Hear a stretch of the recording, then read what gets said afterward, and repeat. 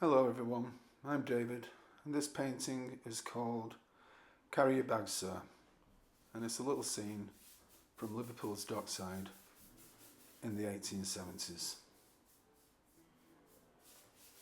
I painted it on a 30-inch by 30-inch wooden panel,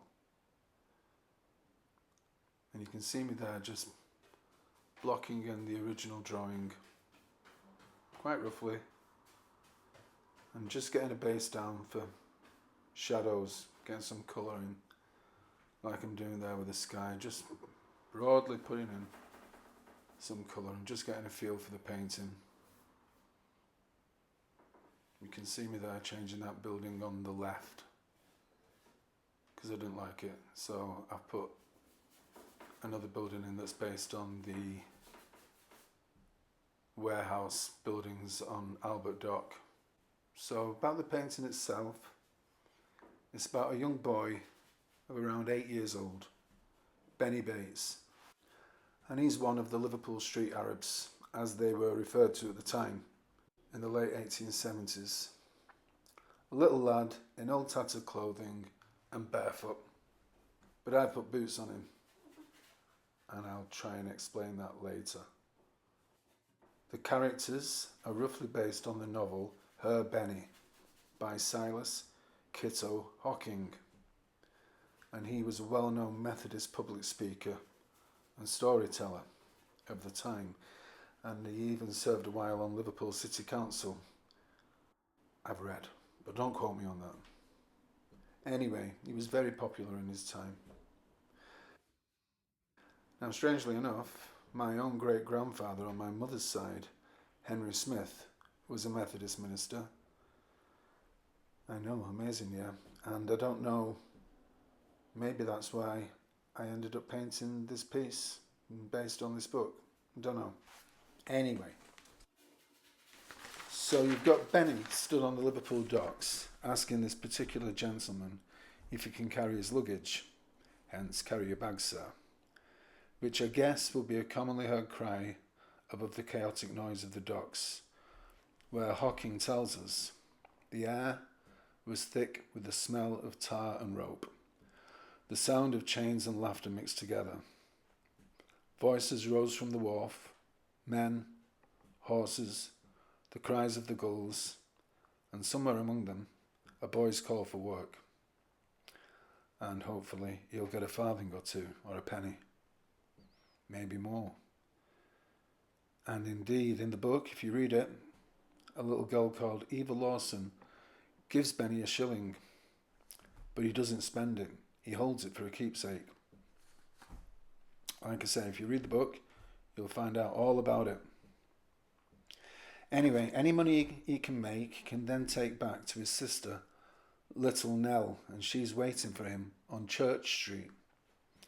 Nell, we're guessing, is around 10 years old, and she's waiting for him in the cold, sitting on the steps of one of the buildings. Hopefully one that survived the passing of time, as less and less of them are. Now it's interesting to note that Hocking tells us these particular characters actually existed. Not in general, but Benny and Nell were very real people. And it's the reality of this that gives me the inspiration to paint these subjects. So as I'm painting Benny, I can imagine his sister waiting for him. Nell sells matches or fusees, which was just a bigger type of match. They used them for cigars and pipes and such. And again, this would bring in the extra pennies between them to get food and survive. So when I paint or visualise these scenes, I'm always trying to imagine what things were actually like at the time. There would have been ancient structures back then, which are long since gone, and along with them, the memory of the people who lived in and around them. So a current day shopping centre might cover where there was once an open field or meadow or a country house. And we do have period photographs and books that give us a good, or sometimes, an exact idea of what was there. We also have interviews with people who lived at that time. And all these things together will enable me to bring a scene to life in my imagination, which is essentially all I'm trying to do. I try to recreate images from a long time before us, but in truth, they're not that very long ago. Now you might notice little additions to the painting here and there as I'm going along that weren't necessarily going to be included, and those things that were, that I've ended up taking out, because I'm never really that sure where I'm going to go with the painting. I've got the initial idea, and I just kind of let them evolve, which sometimes means taking parts of a painting out that took hours and then just going, well, no, it's got to go. I've got to change it. So I'll do that throughout the painting. You can see where I've put the Liver building in the background, just peering above those buildings there, just to give you a hint that it's Liverpool.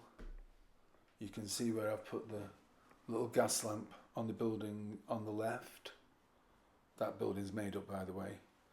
And on the right you can see I've put in that capstan thing, I think you call them capstans, that hold the ropes and what have you. Initially they were going, well, I painted in some barrels, but I didn't like them. For whatever reason I didn't like them, and I took them out and I put that there in its place. So again, this painting was originally meant to be set in the morning, but I couldn't resist the urge to make it more of an evening scene, and which gave me the opportunity to add lights in the background and around the ship, and those buildings there on the right.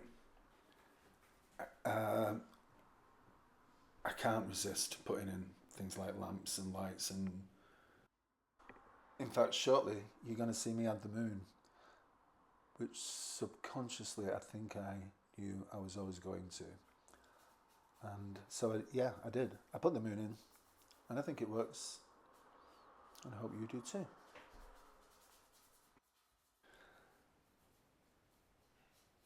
Now earlier on, if you remember, I mentioned that Benny should have been barefoot, but I painted him with boots on. Children of this era and lowly standing in life would almost certainly have been barefoot, and you'll see this in any period photos. Any luxuries such as leather boots and shoes, if indeed they had ever owned any, would have long since been sold or pawned. So the likelihood of Benny owning a pair of boots would have been next to zero. In fact, most of them would have worn the same clothes throughout the year, every season. So what it would have been like walking over cobble streets in winter, I can't imagine. But I chose to paint him with boots on. I just thought it was a better aesthetic rather than be too factual. So this painting only captures the beginning of Benny and Nell's story. A cold day on the docks and a little hope against a beautiful but harsh and grey city.